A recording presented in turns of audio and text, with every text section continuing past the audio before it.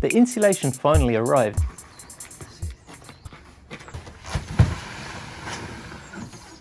and I had a jolly good time scooting it through the house.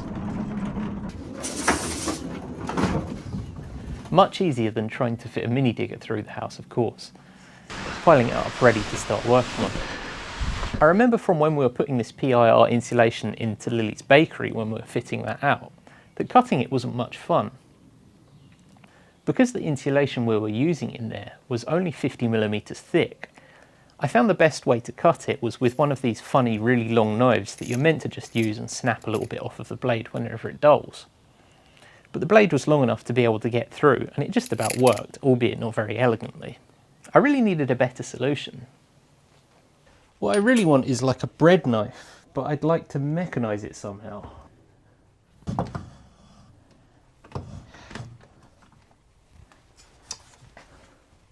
think that might work. I had read that when using a blade like this with PIR foam, it would be prudent to make a jig to keep the saw moving in a straight line, so I did that. With the jig in place, I tried to make my first cut of a panel to slot between the rafters, and it was a bit of a battle, but it did work. The more panels that I tried to cut out, using this saw just got worse and worse though, and I realised that somehow this PIR had so much tension in it, like a bad bit of wood, that really the blade needed some kind of riving knife behind it to have any hope of getting through the insulation, which I obviously didn't have, and it kept grabbing onto the blade, eventually snapping the blade at its obvious weakest point. The blades came in a pack of 3, and I ended up snapping them all before I'd even got through I think 4 cuts on it, and I started finding this process really unrewarding. With both of these blades ruined, the best technique I could come up with to deal with cutting this foam was to try and do all of the cutting in the workshop where I could at least contain the dust.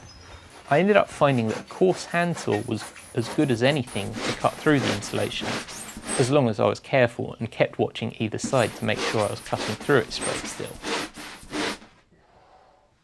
I have these Swedish tape measures that I think I found out about from 10 Minute Workshop, and I really love them, and they really came into their own while dealing with this insulation. They have so many hidden features, like these little hooks that were absolutely perfect for scoring the right measurement onto this insulation and giving me a perfect guideline to follow, which was just brilliant. Just cutting these slots wasn't the only thing that I had to do with this insulation though. I had some much more complicated cuts to do as well. When I was cutting my rafters, I made sure to cut one extra, just in case there was something weird with one of them.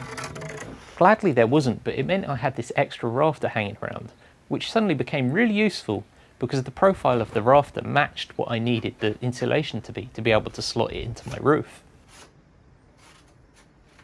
And this rafter became a jig in itself, and then I made another jig to help me cut these 22-degree angles on the ends of each piece.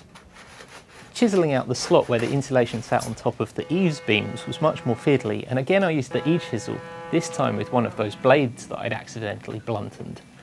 And it was quite effective, but I just could have done with a bit more reach for it to not be as tedious. Eventually I started getting these panels slotted into the roof, and the shape of the building was becoming clearer and clearer. I started with a couple of the quote-unquote easier slices of insulation, and then moved on to one of the more difficult ones, which was one of the slices that sat against the house. This had an extra notch that needed to be cut out of it to sit on top of the steel frame. And these panels of insulation were getting more and more sculptural the more complicated they got. It ended up slotting in pretty well after a bit of tweaking, so I was pretty relieved about that.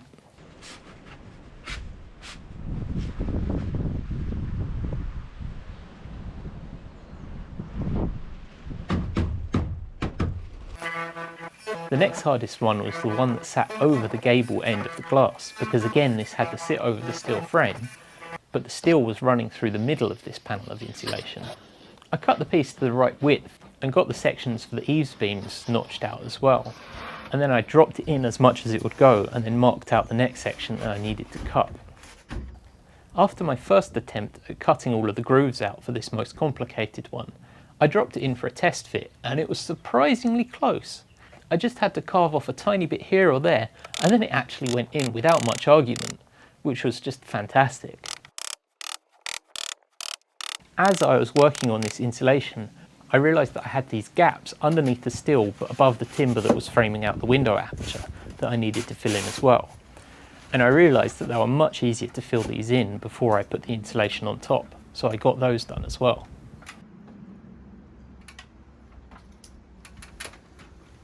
There was a lot of back and forth of me cutting out these panels of insulation, tweaking them a little bit, taking them out to test fit, and then bringing them back to my dusty workshop to cut out again. But I managed to get the job done. The more of these panels of insulation I cut, the more I was hating this insulation. It wasn't difficult to cut at all, but it just made such a horrible mess, and my workshop was in an absolute state by the time I was done with this layer of insulation.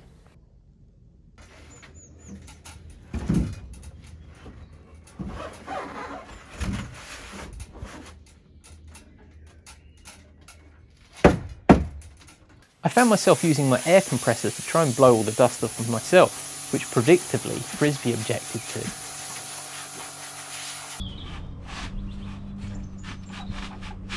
I'd finally got this first layer of insulation done though, which was so rewarding and so interesting to see what the actual structure and light was going to be like in this building when it was finished. Next on the agenda was to put foam in all of the gaps and tape all the seams between the insulation. I quickly realised how much I appreciated having all of the rafters up there to be able to climb through and hang around in, a bit like a giant climbing frame. Because now the insulation was between them, I couldn't do that anymore, and suddenly my access to the entire project was much more limited. I wondered about what to do, and the best idea I came up with was to get a roof ladder, the one that sort of hooks over the top of one's roof. I asked around if my neighbours had one and they didn't, so I ended up buying one of these adapter kits where you can adapt a regular ladder to be one of these roofing ladders, which seemed like a pretty good deal. I brought it home and got it assembled and connected to my ladder, and then when I tried to put it up on my roof, I found it was completely useless to me. It turns out that there was some very small print in the ladder's manual that said it had to have a minimum angle of some kind that was clearly much higher than my roof was, and it meant that it would just slip off of the top of my roof, which was a real disappointment. They ended up being quite useful to me nonetheless, because I found I could just hook these legs of the ladder around the skylight apertures, which gave me some access to the roof while I was up there taping it all together. The taping job on the outside was quite fun because it was starting to make my house feel a bit more like a space station. But I was doing it in quite windy weather, and I didn't really appreciate how much that was making my life difficult until a few days later, when I did the other side of the building when the wind had calmed down.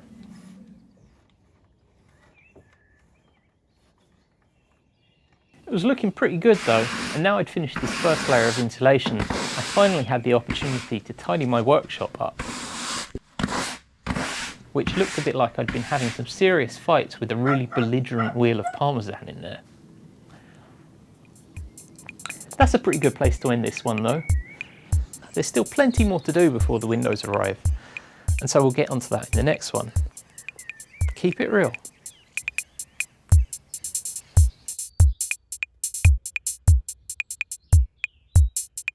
It's a beautifully sunny day here. And the problem with that is that I'm inclined to squint while I'm outside, which makes me look really miserable. And I had a go at starting to record this a couple of days ago, and I watched back the video and I thought, oh God, I look like I'm so miserable in it because I'm squinting. So I'm going to try not to do that in this video. We'll see how we get on.